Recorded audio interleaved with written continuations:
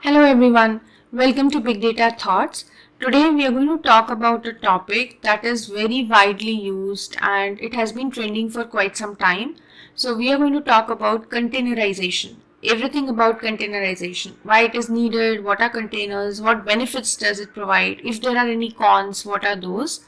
And we will also, in subsequent videos, I would cover some of the very prominent containerization tools that are there in the market. So let's get started. First of all, let's talk about why is containerization needed. What was the need to have it?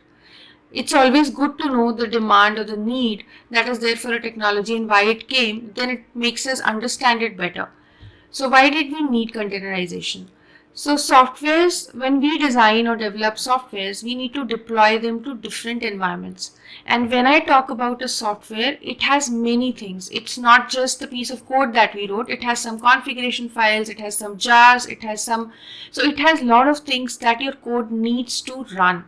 So when you deploy code from one environment to another, it's a bundled software that gets deployed and it consists of many things apart from the code. So ideally, all of them should go together to the different environments for your code to function properly. So the main reason of bringing in containerization was that the software had to run reliably and uniformly no matter where it is deployed. Whatever is the environment in which our software gets deployed, whether when we are developing it in a dev environment, we obviously want to take it to UAT, we want to take it to pre-prod and prod, and there will be certain nuances between the environments, the setups that are done. So we want our software to run very reliably and uniformly wherever it is deployed. So when it is moved from one computing environment to another, there can be many issues that come up because of the dependencies that our code has in terms of jars, in terms of libraries, in terms of configs, right? So that is where we wanted some tool which could package all of these dependencies together as one bundle and take it from one environment to another uniformly or seamlessly. That is when you would be able to achieve actual DevOps of having automated deployment or continuous deployment. So that was the need of containerization technologies or tools to come into the market. Now, another way of looking at what is containerization is it involves bundling an application together with all of its related configuration, library, dependencies, anything that is required to run that particular piece of code or application. And it has to run bug-free and efficiently in different environments with one click, like a continuous deployment. So that is where these were the primary reasons why somebody thought of coming up with a containerization tool or technology that can assist in achieving continuous deployment. Also, we can talk about, so I'm just trying to give different flavors or meanings of containerization. Also, containerization is known as a form of virtualization. So in a previous video, I spoke about what is virtualization, how it is relevant to the distributed setup or cloud systems. So containerization is another form of virtualization where the applications are running in their own isolated user spaces called containers. So containers are the main building blocks when we talk about containerization. Containerization is a concept or a way to give you seamless deployment from one environment to another and bundling of the software with all its dependencies.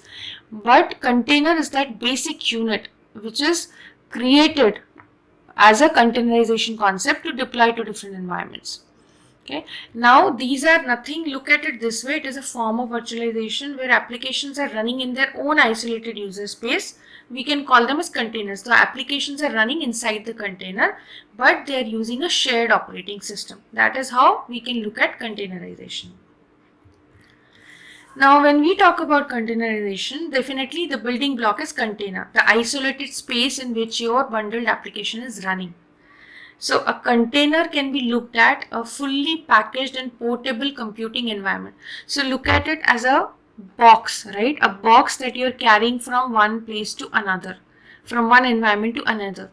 So container will essentially be a fully packaged and portable computing environment. Okay, now container, what does it encapsulate? Like I said, it's a complete package in itself. It has binaries, libraries, configuration file dependencies, anything and everything that you need for your application or software to run along with your code. So that's the container. Now, there are a lot of discussions and confusions that how is container different from a virtual machine? How is containerization different from virtualization? So, containerization is a form of virtualization, but containers and virtual machines are different. How are they different? If you look at this pic, this is a pic I took from docker.com, which explains very clearly how containerized application look versus virtual machines. So if you look at let's look at first the virtual machines. How does it look like? We will have an infrastructure, underlying infrastructure of the physical host, on top of which a hypervisor would run, which will enable virtualization. And on top of the hypervisor, we will have different virtual machines. Now, virtual machines are again running applications, but they do have their own guest operating system. And that is the reason on a Windows physical machine, you can actually have virtual machines spun up with different OSs. It can be Mac, it can be Linux, it can be Windows, because they have their own guest operating system. So a virtual machine is a combination of, or it has your application, it has a guest OS, and it is running on a physical machine with the help of a hypervisor. Okay, and underlying, it is using the underlying physical infrastructure. So virtual machines are typically an abstraction of physical hardware, which is converting one server into many servers. So one server, you use virtualization to convert to multiple servers, and that is what every cloud vendor uses to provision the infrastructure. These are heavy because they contain their own guest operating system as well. And one important point to keep in mind about virtual machines is that they are abstraction of physical hardware. It is at the hardware level of abstraction. Now coming on to the containerized applications. If you see this picture, you will have infrastructure, you will have host operating system, and then you have some technology, let's say like Docker, which helps you to achieve containerization, to create containers.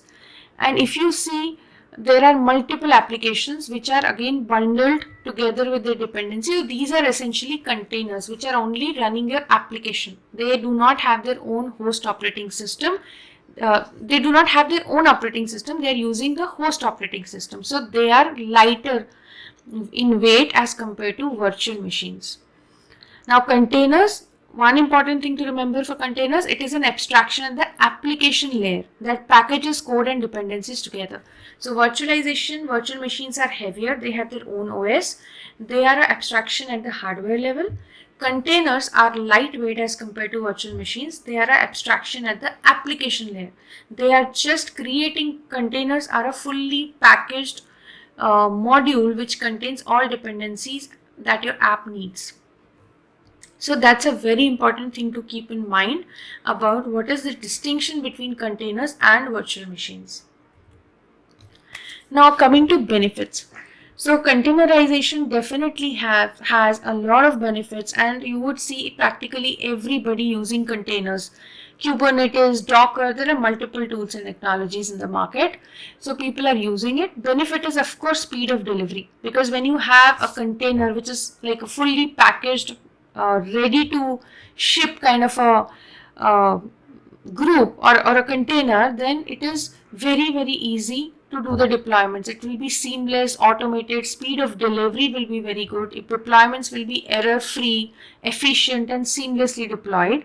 Scalability of course is easier because you can have all the cloud vendors provide you container services where you can scale your containers, you can spin up, you can scale. So scalability is good, there is consistency. So all in all, it gives you a lot of benefit in terms of efficiency, error minimization and cost effectiveness.